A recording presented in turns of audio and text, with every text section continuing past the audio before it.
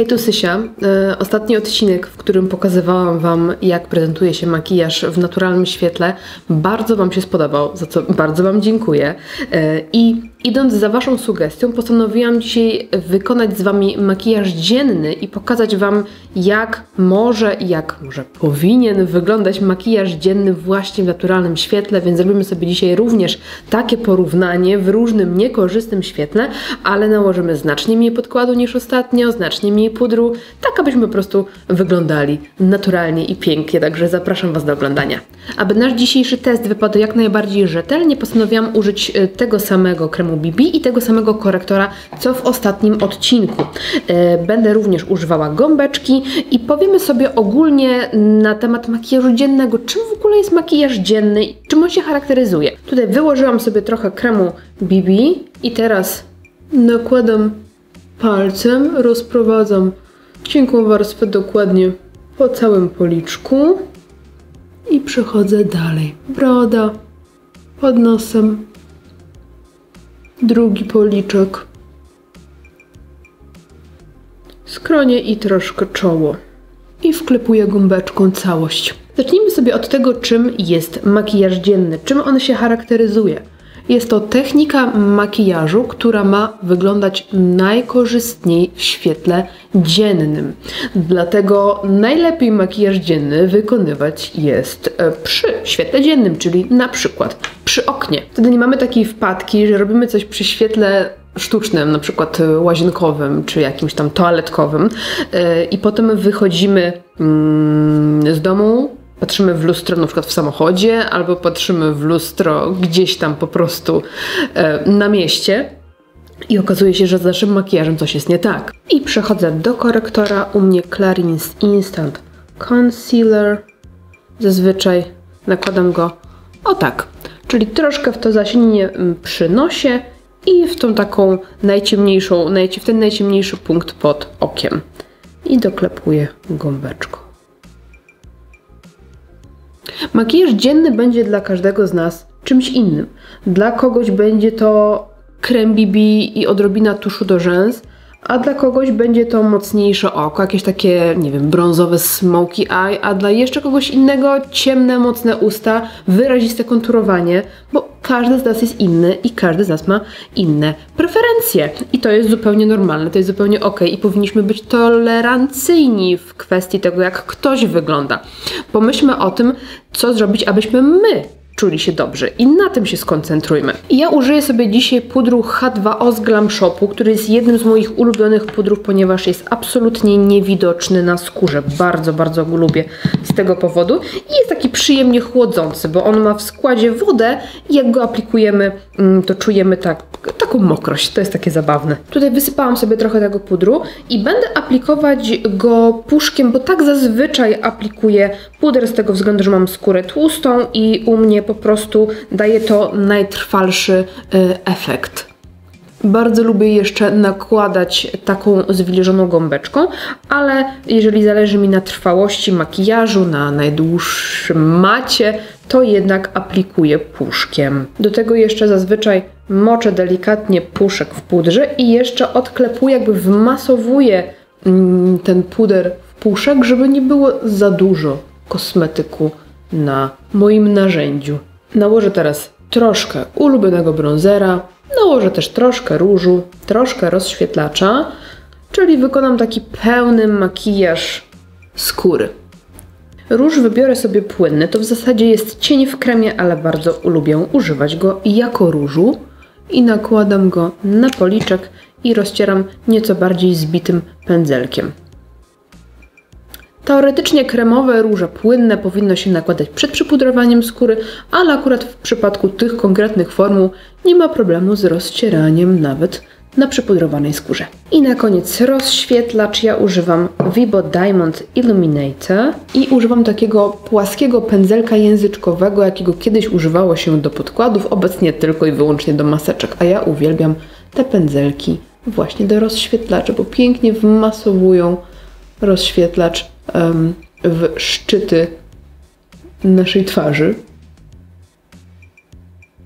Jak widzicie, nakładam taką dosyć cienką kreskę tego rozświetlacza Nie lubię, jak jest go za dużo na policzku. Wolę, jak to jest taki moment, że się nagle, wiecie, obrócę i coś zaczyna mi się ładnie błyszczeć.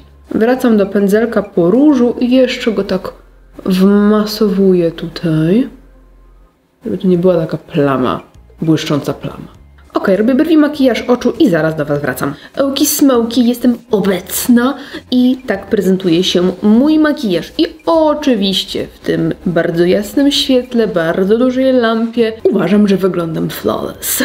Mimo niedużej ilości produktu tutaj w tym wydaniu, w tym oświetleniu nie przybijają mi się za specjalnie jakieś niedoskonałości, nierówności. Na pewno ciutkę bardziej ja je widzę w lustrze niż widziałam w ostatnim odcinku, ale w kamerze to wciąż jest niewidoczne, więc zróbmy sobie duże zbliżenie. I tak się prezentuje skóra z bardzo bliska. Myślę, że można tutaj już zauważyć, że coś tam delikatnie mi przebija. Oczywiście tutaj mówię o takich detalach, tak, bo to są drobiazgi, to co mi przebija przez podkład. Nie przebija mi się tutaj zbyt dużo niedoskonałości, ale koloryt nie jest totalnie ujednolicony. Tutaj widzimy jakieś takie, tutaj coś ciuteczkę bardziej czerwonego.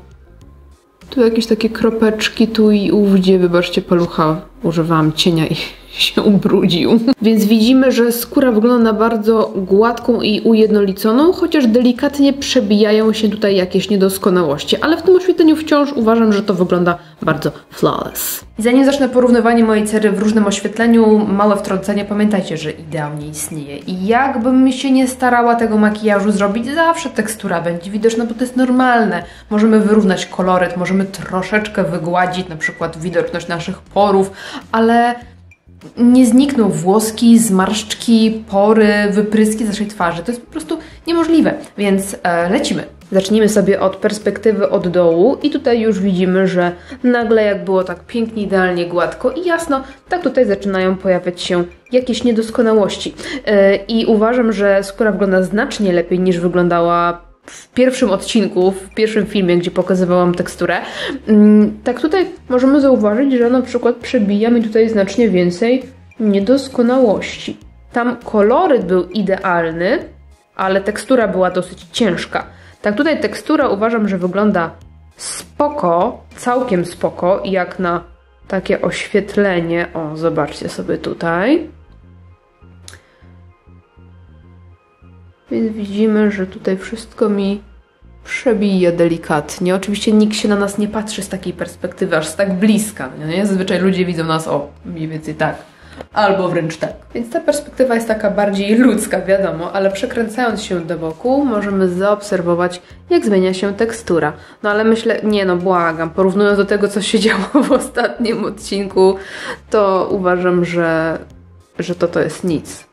I przekręcam się do światła. Och, jak ja lubię to porównanie, to po prostu zawsze robi wrażenie. Zobaczmy drugi policzek. Bum. Sprawdźmy sobie czoło. Widzicie? Co tutaj się dzieje na czole? Ale błagam, to i tak jest dużo delikatniejsze niż w ostatnim odcinku. Tam jednak było widać tą tapetę. No ale widzicie, że nawet przy makijażu dziennym ta tekstura będzie widoczna. Nie ma cudów, po prostu. Jesteśmy ludźmi. Tutaj na przykład widać jakieś delikatne włoski, Więcej jakichś niedoskonałości mi przybija. Ale pory wyglądają całkiem ok. Nie są na pewno takie grube, jak były w poprzednim odcinku. To zobaczmy jeszcze skórę w świetle dziennym. Jestem teraz przed oknem i zobaczmy sobie, jak się prezentuje. Ja uważam, że bardzo ładnie. Nawet chyba lepiej niż w tamtym oświetleniu sztucznym. Tutaj jakoś tak bardzo, bardzo ładnie, gładziutko. No ale zobaczmy sobie, jak skóra będzie się prezentować, kiedy się obrócimy do światła bokiem. No i widzimy, że te niedoskonałości, nierówności wciąż są widoczne. Jak to jest możliwe? Przekręcam się do światła i jestem bardzo gładziuchna. Tak się prezentuje makijaż dzienny, świetny dziennym. Bo jest to bardzo delikatny makijaż, gdzie użyłam niedużo podkładu, niedużo pudru, troszkę bronzera, bardzo niedużą ilość rozświetlacza i troszkę kremowego różu. I widzimy, że jakby on wciąż nie jest flawless, tak? Że on wciąż nie wygląda idealnie w świetle dziennym, bo po prostu ideały nie istnieją. Nie ma czegoś takiego jak idealna cera. Może ktoś tam ma, wiecie, jakaś modelka czy coś, ale tak się prezentuje makijaż w świetle dziennym. Tak o. I tak o też. I tak też. I nawet niewielka ilość podkładu i ulubiony puder, który jest absolutnie niewidoczny, nie sprawił, że moja skóra wygląda idealnie. Ale przypominam, że nikt na nas z tej perspektywy nie patrzy. Każdy widzi nas tak. I z tej perspektywy, nawet w takim świetle niekorzystnym, uważam, że buzia wygląda bardzo ładnie. Lekko, naturalnie, świeżo. Cera jest delikatnie ujednolicona, delikatnie zmatowiona i prezentuje się ładnie. I jestem przy dużym oknie. Tak prezentuje się mój makijaż, a tak prezentuje się w innym oświetleniu. Ciach, ciach, ciach. A z bliska?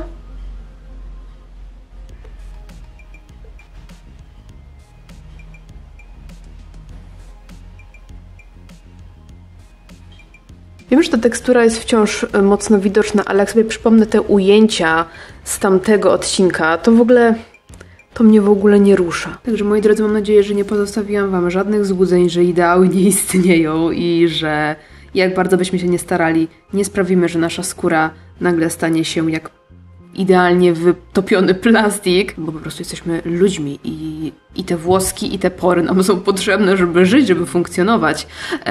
Także mam nadzieję, że poprawiłam chociaż komuś z was nastrój, może podleczyłam wasze kompleksy, bo pamiętajcie, że ideały nie istnieją.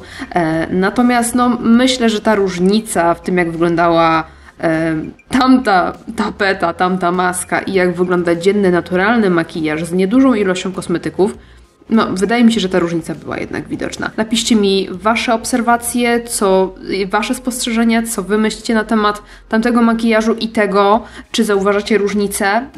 Jeżeli odcinek wam się podobał, to zostawcie koniecznie łapkę w górę, napiszcie coś od siebie i zapraszam do subskrypcji tego kanału, aby nie przegapiać takich realistycznych ujęć skóry. Także dziękuję wam serdecznie za oglądanie. Trzymajcie się. No i na koniec nasza idealna Zidzia. Cześć! O matko! Trzymajcie się do następnego